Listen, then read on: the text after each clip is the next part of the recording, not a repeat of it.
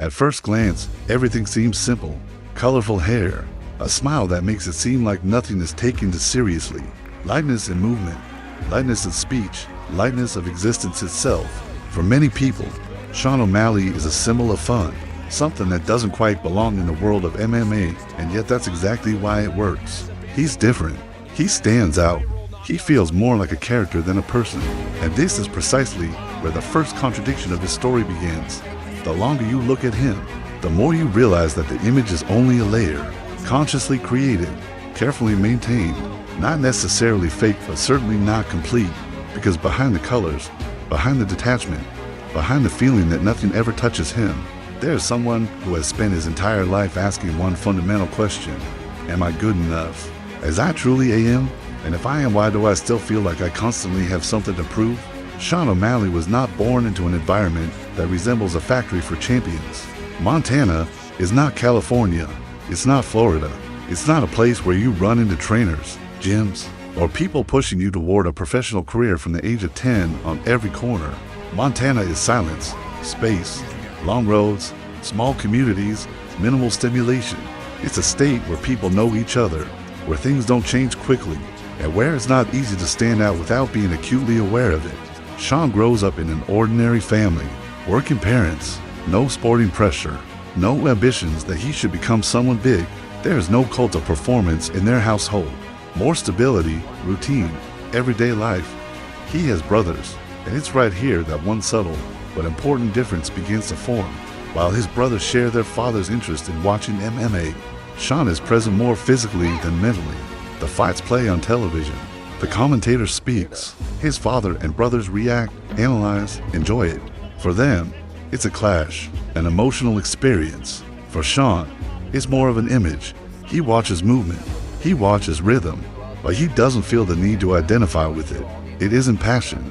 It isn't a dream. It's something that belongs in the room, not inside him. Even then, it's clear that his relationship with sport is different. He doesn't approach it through emotion, but through observation. He doesn't try to be part of it. He learns how to look. His childhood isn't marked by conflict. It's neither a story of poverty nor of survival. It's calm but also isolated. Sean spends a lot of time alone. Video games, the internet, thoughts. He isn't problematic, but he also isn't someone teachers remember. More someone who passes through the system without leaving a strong mark. He isn't loud. He doesn't feel the need to dominate. He doesn't feel the need to prove he's better. And that's exactly what makes him invisible in the eyes of those around him. Not because he's weak, but because he doesn't play any role others expect him to play. Sports pass through his life only on the margins. He tries them, but none truly consume him. Not because he lacks talent, but because he lacks one thing that drives most future professionals: an internal compulsion to win at all costs. Sean doesn't have aggression in him. He doesn't have a hunger for dominance. And that's why MMA doesn't feel like his path for a long time. When he sits with his family watching fights on TV, he doesn't see himself there. He sees two worlds colliding, but he doesn't feel the urge to become one of them. The turning point doesn't come suddenly. There is no single moment where he says, "This is what I want to do." It arrives gradually, quietly, through curiosity, through the chance to try something without clearly defined boundaries. When Sean begins to engage with MMA as more than just a spectator, he discovers an entirely different dimension. He realizes that fighting doesn't have to be about strength, that it doesn't have to be about anger, that it can be about rhythm, timing, about knowing when to stand still and when to move. He begins to understand that what had always set him apart, silence, distance, thoughtfulness, can be an advantage, that you don't have to shout in the cage to be heard. MMA doesn't become an obsession for him. It doesn't become the center of his world. It becomes a language, a way to express things he doesn't know how to name. Every movement is a decision, every slip an opinion, every strike a sentence. And for the first time in his life, he feels that he doesn't have to fit in to be effective. That being different doesn't have to be an obstacle, but a style. And it's this feeling that slowly carries him forward, without grand plans, without declarations, just step by step. When Sean reaches Dana White's Contender Series, it isn't the culmination of a childhood dream. It's the result of a path that formed almost by accident. One fight, one night, and everything changes. Not because he simply won, but because of how he looked doing it, how calmly he moved, how natural he seemed in a space that constricts most people. the world starts to notice him, and not as an athlete, but as a phenomenon, something new, something marketable. This is where SUGA is born, not as a nickname, but as an image, as a projection, as a character people associate with lightness, color, and detachment. At that moment, Sean doesn't yet realize that the doors have just opened to the greatest conflict of his career, a conflict between who he is and who the world wants him to be. For now, it looks like success, like confirmation that his difference works. But in reality, it's the beginning of a long journey in which he'll have to decide whether he wants to be an image or a human being. When Sean becomes part of the UFC, his life doesn't change in one dramatic instant. There is no single point where he realizes he has entered a different reality. The change comes gradually, quietly, like a shift of light in a room that you only notice once everything feels different. Now suddenly, there are more people around him, more voices, more eyes, and for the first time in his life, he finds himself in an environment where being good is no longer enough. You have to be readable, graspable, sellable. For a long time, Sean seemed like someone untouched by pressure, like someone who could move through the world lightly without the weight of it pressing down. But that lightness wasn't the absence of pressure. It was a survival strategy, a way to maintain control over a space that was slowly closing in. In the UFC, they don't just look for winners, they look for characters. And Sean becomes one before he even fully realizes it himself. For the first time in his life, he feels that his difference is an advantage, that what once separated him from others now works like a magnet. The colors, the style, the calm demeanor, the subtle confidence, everything begins to fit into an image that makes sense not just to fans, but to the system itself. Sean gradually realizes that attention has structure, that it isn't chaotic, that it reacts to simple signals, and instead of resisting it, he begins to learn how to read it. This isn't calculation in the cold sense of the word. It isn't manipulation, it's adaptation. Sean has never been the type to go against the current just for the sake of it. He has always tried to understand how things work and then move within that space, as naturally as possible. And that's exactly what he does now. If the world wants an image, he'll give it an image. If the world responds to colors, he'll use colors. If the world needs a story, he'll offer a story. At first, it doesn't seem dangerous, more pragmatic than anything else. But with each step, the boundary shifts. What was originally just an accentuation of his personality slowly begins to replace it. Sean notices that people react more to how he appears than to what he actually does. That interviews drift toward his looks, his statements, his style, not the details of the fight. And even though it doesn't bother him at first, somewhere deep inside, the first crack begins to form. Because while the world starts to perceive him as someone he has never been, he himself still feels the same, calm, closed off, thoughtful. With growing attention comes the first major simplification. The media need comparisons. They need context. They need to explain who Sean is in a single sentence. And that's where a name appears, one that will haunt his career more than anyone could have imagined at the time. A newcomer, McGregor, a comparison that sounds like a compliment, but functions as an expectation. Sean doesn't publicly reject it, not because he identifies with it, but because he understands the mechanics of the game. Resistance would also be a reaction, and a reaction would only strengthen a story that had already begun to write itself without him. Inside, though, he feels the contradiction, because he knows his nature is different, that he doesn't need to be loud, that he doesn't need to provoke, that his calm isn't opposed but a natural state. Yet, around him, an image begins to form that clashes with that calm, an image that demands energy, explosiveness, conflict. Sean senses it, but for now, he's still. He rationalizes it, tells himself it's only an outer layer, that inside he's still the same, that the role can be taken off once it's no longer needed. The roles don't come off that easily. With every interview, every appearance, every new expectation, the image hardens. Fans build their own version of Sean. The media start quoting him through the filter of a story that makes sense to them. And Sean slowly gets used to the fact that his real self is no longer what the world is most interested in. That authenticity becomes subordinate to the consistency of the image.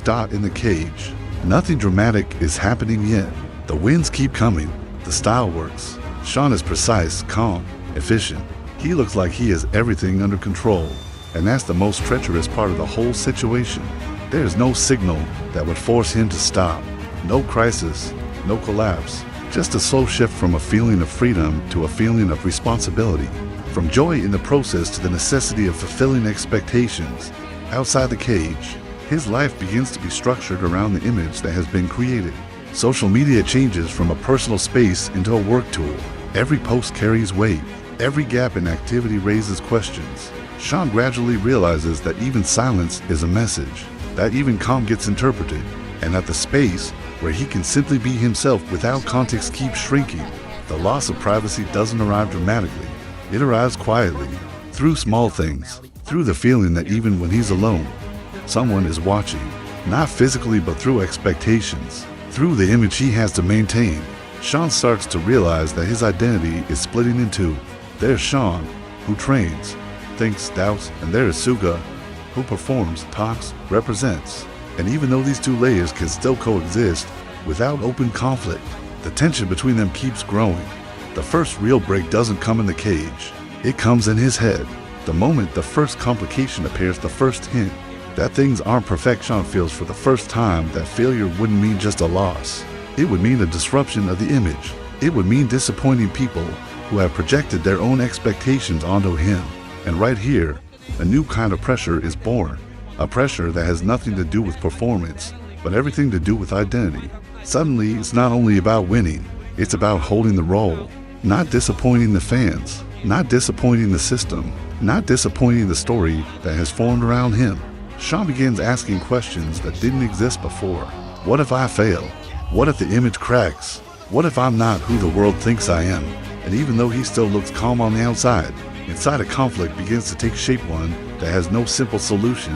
This conflict isn't loud, it isn't dramatic, it's quiet, exactly the way Sean himself is. It's the conflict between naturalness and expectation, between who he is when no one is watching and who he has to be when the world is. And that's why it's so dangerous, because it can't be solved with a single decision. It can't be won with a single fight. It can only be postponed. And for now, Sean keeps postponing it. For now, everything still works. The results are good. The attention grows. The image solidifies. But somewhere deep down, tension already exists, waiting for the moment it will surface. The moment when it will no longer be possible to hold both identities together. The moment when he'll have to decide whether he wants to be who the world wants to see, or who he truly is. And that moment is coming. The story doesn't begin with a title shot. It begins with a return to the past. The first fight with Marlon Vera remains in Sean's career as a strange moment, technically unexplained, emotionally unresolved. It wasn't a loss that defined him by skill. It was a loss that stayed hanging in the air, a question mark. And that's why the rematch matters even before anyone starts saying title out loud. When Sean walks into the first fight with Vera, he doesn't look like someone coming for revenge. He looks like someone trying to take control of the story. From the opening minutes, the difference is visible. Calm, discipline, patience. Sean doesn't jump into firefights. He doesn't chase chaos. He controls distance, tempo, and emotion. Vera pressures, but the space disappears. And when the moment arrives, Sean takes it without hesitation. The finish feels definitive, not like a win over an opponent, but like closing a chapter. In that moment, Sean feels the past has been handled. Like we saw in the fight with Corey Sandhagen, when you put him on his heels, you never allow for him to get going. O'Malley, pretty efficient. That's only where they're going to land. Watch here now. When Shooto starts to show. Nice evasiveness there by O'Malley. Under 2 minutes here, round 4. That is decision, and still! That nothing is left unsaid. The fight with Petr Yan is a different kind of test. This isn't about the past. This is about legitimacy. Yan isn't a question, he's the standard, the elite, a fighter who is a measuring stick for the division. Sean doesn't enter as the favorite, more like someone people still don't fully believe in, and that suits him. The fight itself is tight, technical, full of small moments where details decide everything. Sean doesn't panic. He doesn't try to shock. He sticks to the plan. He moves with a certainty that feels mature. When the fight ends, the result sparks debate. But one thing is clear, Sean held up, not through spectacle, but through control. With this fight, he moves decisively from interesting talent to real contender, and he knows it. The title fight against Aljamain Sterling doesn't come as a surprise. It arrives as the outcome of a path that feels logical. Sterling is a different kind of opponent than Yan. Less mechanical, more chaotic, but Sean is ready. From the first exchange, you can see he spots the gaps, that he reads movement, that he waits, and when the right moment comes, he reacts instinctively. The knockout comes fast, clean, without warning, and in that moment, everything changes. Sean O'Malley is the UFC champion, not because he outmuscled someone, but because he hit the target perfectly. The title feels like proof that his approach works. That calm, timing, and control are stronger than chaos. Sean stands at the top and doesn't look overwhelmed by emotion. More calm, more focused, as if he knows exactly that this isn't the end. The first defense comes again against Marlon Vera, this time without question marks. Sean enters as champion, as someone who has something to lose. The fight is longer, harder, more patient. Vera pushes, tests durability, tries to drag Sean into a war, but Sean stays disciplined. He doesn't give emotion space. He wins rounds. He controls the pace. The fight goes to the cards, and Sean remains champion from the outside. It looks like proof of maturity, like confirmation that he can win even without spectacle. But inside, the meaning of the word control begins to shift quietly. Now it isn't just a tactic, it's a duty, a necessity, because now there is no room for error. Every fight is a defense of the champion's image. Then Merab Dvalishvili arrives, and with him, a completely different kind of reality. The first fight doesn't feel chaotic, it feels relentless. Merab doesn't pressure with one attack, he pressures constantly, without pauses, without rhythm. Sean looks for moments to take initiative, but the space never opens. The fight moves along a single track, and the result is clear. The rematch comes with the feeling that this time Sean is ready, that he knows what to expect, that he's made adjustments. But the fight develops in a similar way again. The same tempo, the same pressure, the same feeling that space disappears before anything can be built. This time the loss doesn't feel like an exception. It feels like confirmation. Sean doesn't walk away broken. He doesn't walk away angry. He walks away quiet. No gestures, no explanations. Because even if he still can't fully name what happened, he can feel that his story has reached a point where improving details is no longer enough. Epilogue to this chapter, and now just a few days before the fight with Song Yadong, Sean is standing in a strange place. Not as champion, not as an outsider, but as someone who has to redefine who he is in the cage. Not with words, not with statements, but with performance. After the second loss, the world doesn't collapse, and that's exactly what makes it the worst part. There's no dramatic ending, no emotional explosion, no catastrophe that would explain everything. Everything keeps moving, the media keeps writing, fans keep debating, the UFC keeps running its cycle, but Sean is suddenly outside the current.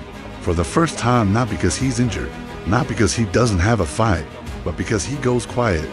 The silence that follows isn't a strategy, it isn't a recovery break, it's a state.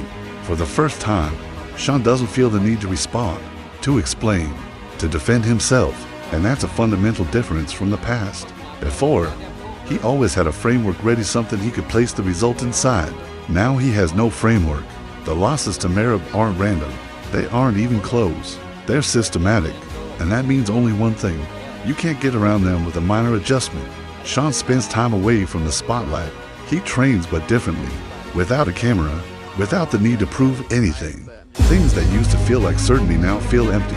Not bad, just incomplete. And right here, the image that had been stable for so long begins to break apart. Not outwardly, internally dawned when Sean returns to thoughts about his own path. He doesn't do it dramatically. He isn't only watching fights, he's watching behavior, decisions. The moment when the way he thought about himself began to change. And for the first time, he allows himself to do something that hadn't been necessary before, look back without a defense. It isn't one moment, it isn't one mistake. It's a shift so slow it couldn't be captured in real time. Sean starts to realize that many things he did automatically weren't responses to who he is, but to who he had become in other people's eyes.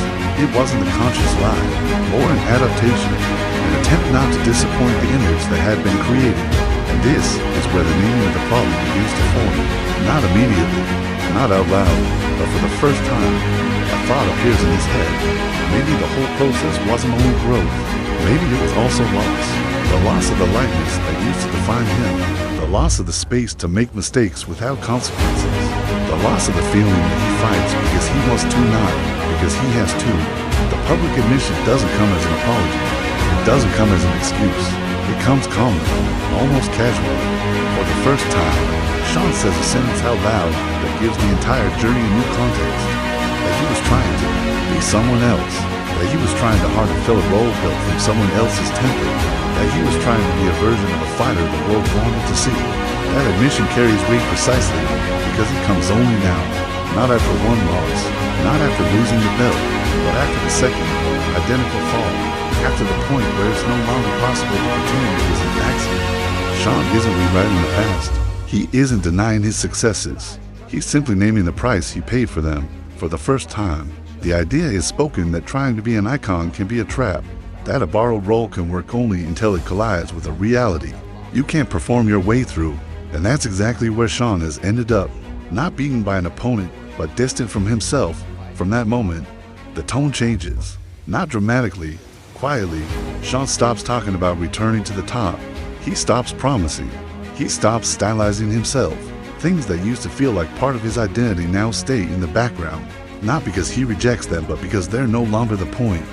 Training changes, not in intensity, but in emphasis. More attention to details that don't serve the image, but the function. More silence, more space for mistakes. For the first time in a long time, Sean isn't trying to prove anything. Not to the fans, not to the media, not even to himself. And that is the biggest change of all. This isn't a career restart. It's an attempt to return to the point where it wasn't yet necessary to play a role. Back to a place where fighting wasn't a response to expectations, but an expression of something natural. Sean doesn't claim he knows how to do it. He only knows the old way is no longer enough. And now, just a few days before the fight with Song Yadong, Sean is standing in a place that may be the hardest in his entire career. This isn't about a title. It isn't about a belt. It isn't even about the rankings. It's about a question he can't afford to dodge this time. The fight with Song isn't presented as a comeback. It isn't the return of a king. It's a test, not a technique, not of conditioning, but of truth. Sean goes into the fight without a story that protects him, without a role that defines him in advance. For the first time in a long time, he enters the cage as only a fighter. No guarantees, no certainty that what comes will be enough. And that's why this fight matters more than title bouts. Because the result won't decide whether Sean O'Malley is a champion. It will decide whether he is himself again.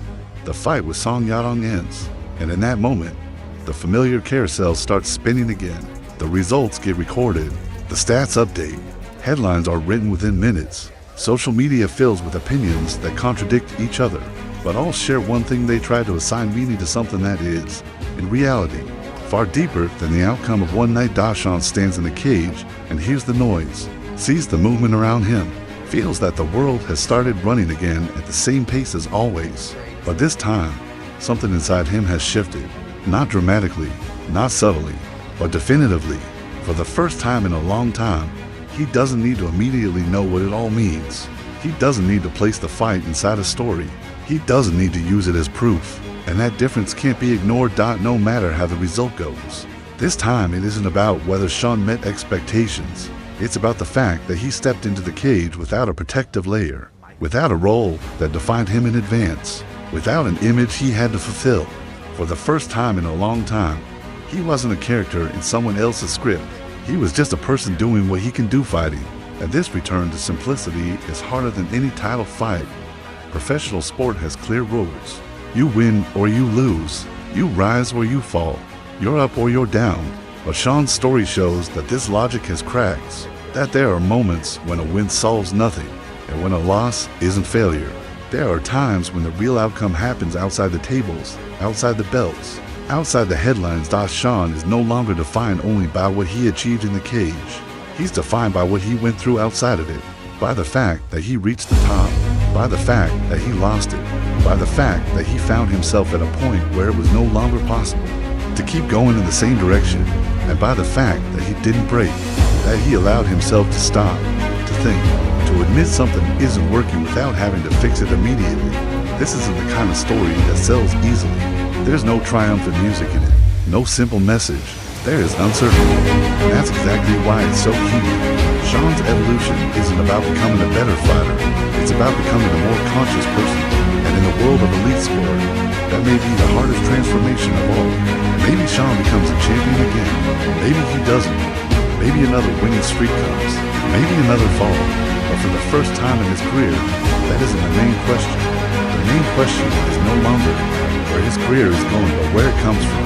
Because direction without identity is just movement, and movement without meaning will exhaust everyone sooner.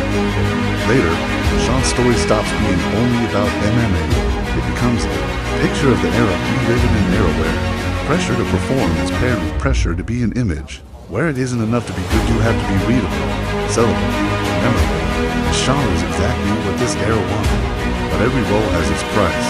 He paid it only when silence became louder than applause. This journey isn't about rejecting ambition. It isn't resignation.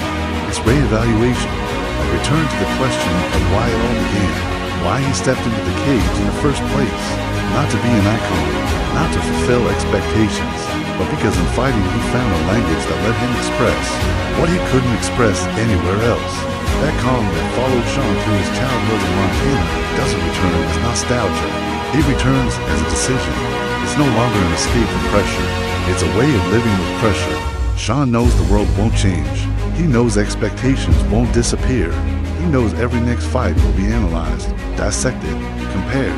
The difference is that this time, it isn't his compass. Sean no longer has to prove that he is someone. He no longer has to prove he belongs among the elite. He already did all of that once. Now his task is something much harder: to remain himself in an environment that constantly pushes you to become someone else. That isn't a fight you win once. That's a fight you fight every day, God. And maybe that's where Sean is strongest. Not because he's unbeatable, but because he's grounded. He knows what he lost. He knows what he gained. And he knows he no longer wants to build his value on an image that can fall apart at any time. Every great sports story has a moment where it breaks. For some, it's a winning knockout. For others, a crushing defeat. For Sean, it was the moment he allowed himself to take off the mask. The moment he stopped being a symbol and became a person. Not publicly, not theatrically, but in silence, without applause, without certainty that it would work. And that's why this story doesn't end with an answer. It doesn't end with triumph. It doesn't end with collapse either. It ends with a question that goes beyond sport. A question anyone has to ask if they've ever felt pressure to become a version of themselves that was more acceptable to the outside world. How many of us could do what Sean did? Stop in the middle of success, admit something isn't right even when it looks like a dream from the outside, and keep going without any guarantee the truth will be rewarded. Maybe that's exactly why this story is worth telling. Not because it's perfect, but because it's honest. Because it shows the price people pay when they become a projection screen for other people's expectations. And because it reminds us that real strength often doesn't show up at the moment of victory, but at the moment you allow yourself to be vulnerable. Sean may not be at the top of the rankings today. Maybe he's rising again. Maybe he'll fall again. But he's standing in a place more solid than any belt, a place where he no longer has to play a role to have value. And in professional sport where identity is often just a tool that is rarer than any title, this story doesn't end with a promise. It doesn't end with expectation. It ends with a quiet understanding that sometimes the greatest victory is simply being able to return to yourself before you get completely lost. Not every champion stays a champion, but very few have the courage to find out who they are once they stop being one.